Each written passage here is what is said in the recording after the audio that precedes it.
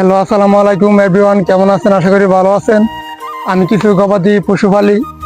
এই গবাদি পশুর জন্য ঘাস করছি একখানি জমিনে। ঘাস কিভাবে বড় করি আপনারে সবাইকে দামু। কি কি দেই ঘাসের মধ্যে দিলে ঘাস 7 দিনে অনেক বড় হয়ে যাবে। এগুলো হচ্ছে আমার গবাদি পশু। এই গবাদি পশুর জন্য জমিনে ঘাস করছি। ঘাস এখনো বড় হয় না, বড় হইব। আর এই গরু পাললে অবশ্যই ঘাস করবেন, ঘাস ছাড়া গরু পালা অসম্ভব। আমি আবার বলছি, গরু পাললে অবশ্যই ঘাস করবেন, ঘাস ছাড়া গরু পালা অসম্ভব।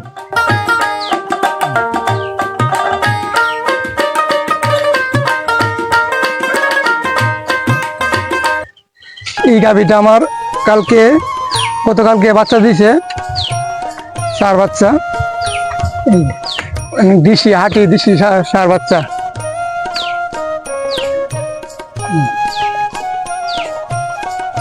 কি সুন্দর আরামসে গা দুধ খেয়েছে, মার দুধ অনেক। এটা নিয়ে কোনো কি সুন্দর বেলা দুধ খেয়েছে, অনেক নিশা দিতে দুধ খেয়েছে, কি সুন্দর বেলা দুধ খাচ্ছে। মনে কোনো কিছু টেনশন নাই, কিছু নাই, মার দুধ কি আরামসে হাইরাছে। বন্ধে আমু আমার এই ঘাসের জমি, এই জমিনে আমি কি কি দিই। জমিনে ঘাসের ওষুধ দেওয়ার জন্য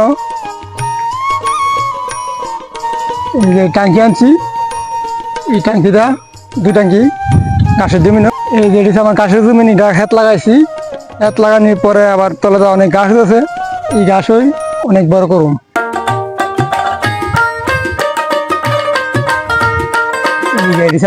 এটার মধ্যে কোনো ওষুধ দুম অনেক লোক এই লোদের মাঝে যাইছি ওষুধ দেওয়ার জন্য। কি কি ওষুধ দেয় ঘাসের মাঝে আপনার দেখাই। এই যে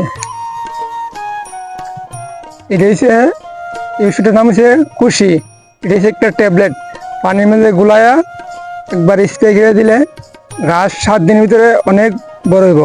এই ওষুধটা দেওয়ার সাথে আরেকটা ওষুধ আছে, এই যে আরেকটা ওষুধ। এই ওষুধটার নাম হচ্ছে জিঙ্ক, সিলভার জিঙ্ক। এই ওষুধটা আর এই ওষুধটা একসাথে মিক্স করে দিলে 1 সপ্তাহের ভিতরে ঘাস অনেক বড় হইব।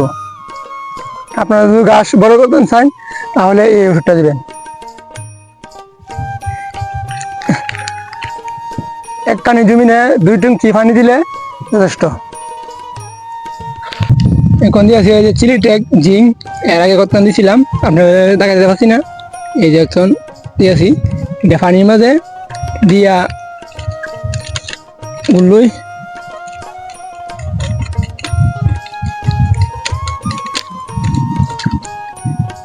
এই যে কুশি যে ট্যাবলেটটা দিয়েছি, দিয়া শেষ ওষুধ দিয়া মানে পানি দুম টিকা টাঙ্কিটা পড়ছে না এনে দেয়।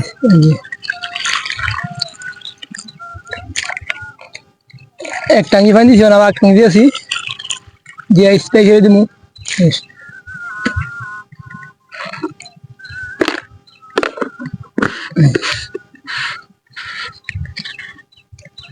এখন কান্দলুমু লইয়া স্প্রে করুম। ইয়া আর কাটিস না লাগ, এটা টিপ দিয়ে এখন স্প্রে করুম। স্প্রে গিরা সব বান্ধা দিয়ে দেবো।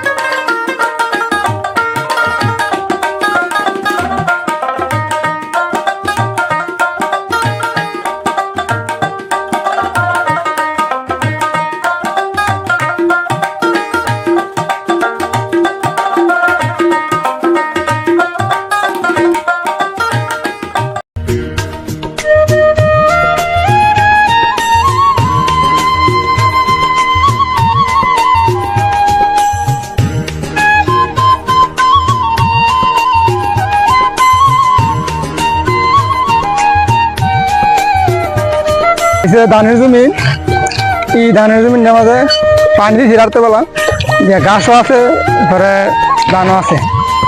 স্প্রে দেওয়ার পরে 7 দিন পরে যেমন ঘাস অনেক লম্বা হয়ে গেছে।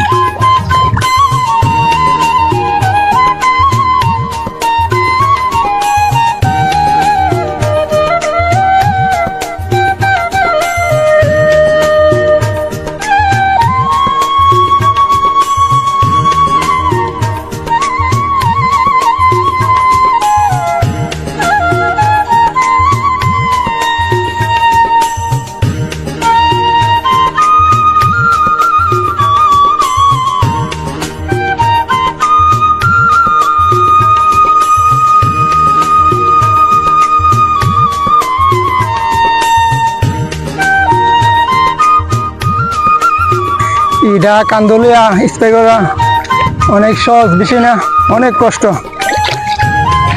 যারা কৃষিকাজ করে তারা বুঝে একমাত্র এইগুলার মর্ম। অনেক কষ্ট করেছি গবাদি পশুর জন্য, ঘাস বড় করার জন্য অনেক পরিশ্রম করেছি।